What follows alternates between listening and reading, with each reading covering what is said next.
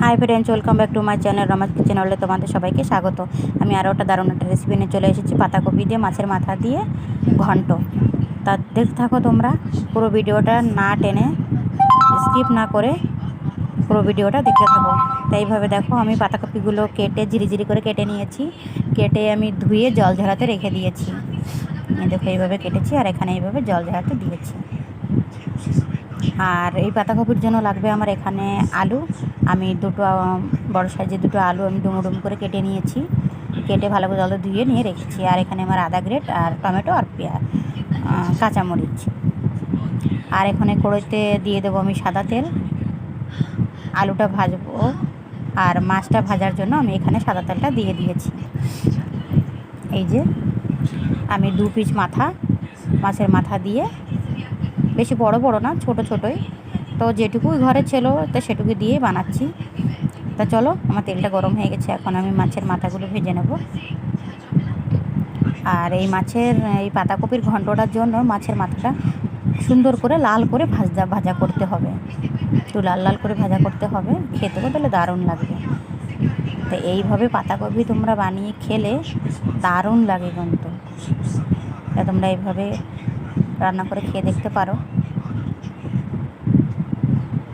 আর এই পাতাকপির জন্য বড় বড় মাছের মাথা লাগে। তা আমার কাছে তো বড় মাছের মাথা নেই, তাই যে মাছের মাথা আছে ছোট ছোট, সেগুলো দিয়ে আমি বানাচ্ছি। এই দেখো, এইভাবে আমি লাল লাল করে ভেজে নিয়েছি। এখন এই তেলে আমি আলুগুলো ভেজে নেব।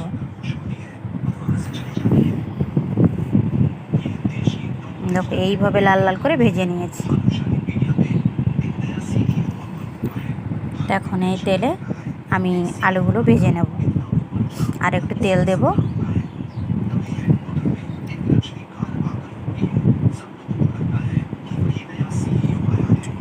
এখানে দিয়ে দেবো আমি 2টো শুকনো লঙ্কা, আর দেবো 2টো তেজপাতা, আর দিয়ে দেবো গোটা জিরে। এই মশলার ভেতরে, এই ফোড়নের ভেতরেই আমি আলুগুলো ভেজে নেব।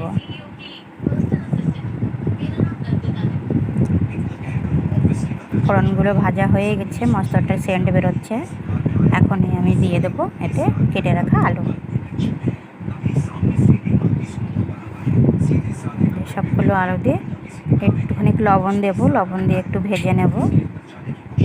আলুটা হাফটা সেদ্ধ হয়ে যাবে, এই রান্নাটা তাড়াতাড়ি হয়ে যাবে, ঝটজলদি রান্না।